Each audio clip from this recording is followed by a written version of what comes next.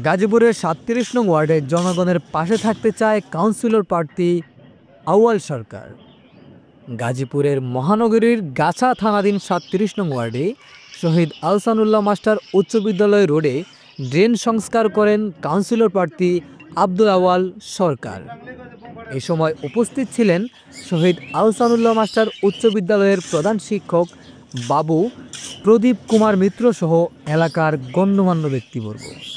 তাদেরকে সাথে নিয়ে শহীদ আহসানুল্লাহ উচ্চ বিদ্যালয়ের আসা যাওয়ার প্রধান সড়কে পানিবন্দী হয়ে থাকার জায়গায় পাইপলাইন স্থাপন করেন আউয়াল সরকার।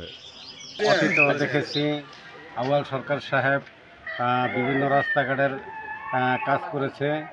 এখন বর্তমান আমাদের এই রাস্তাটার কোনো গার্জিয়ান ছিল না, আউয়াল সরকার সাহেব এগিয়ে এসছে। আমরা অত্যন্ত খুশি।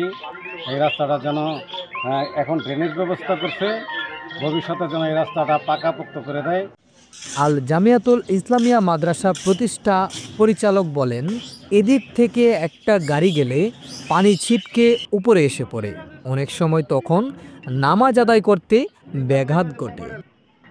আউয়াল সরকার এই কাজ করে আমাদের মনের মণিকোটায় ঠাঁই করে নিয়েছে। আমরা তার পাশে থেকে তাকে আরও বেশি করে রাস্তাঘাট এবং অসহায় মানুষের পাশে দাঁড়াতে পারে সেই ব্যবস্থা করব।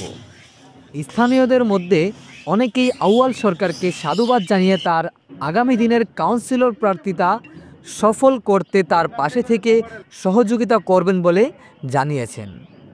এ সময় আরও উপস্থিত ছিলেন ৩৭ নং ওয়ার্ড বিএনপির যুগ্ম সাধারণ সম্পাদক খুরশেদ আলম, শহীদ আহসানুল্লাহ উচ্চ বিদ্যালয়ের সহকারী প্রধান শিক্ষক ফরিদ আহমেদ শরীফ, মারুফ আহমেদ সহ অঙ্গ সহযোগী সংগঠনের নেতৃবৃন্দ।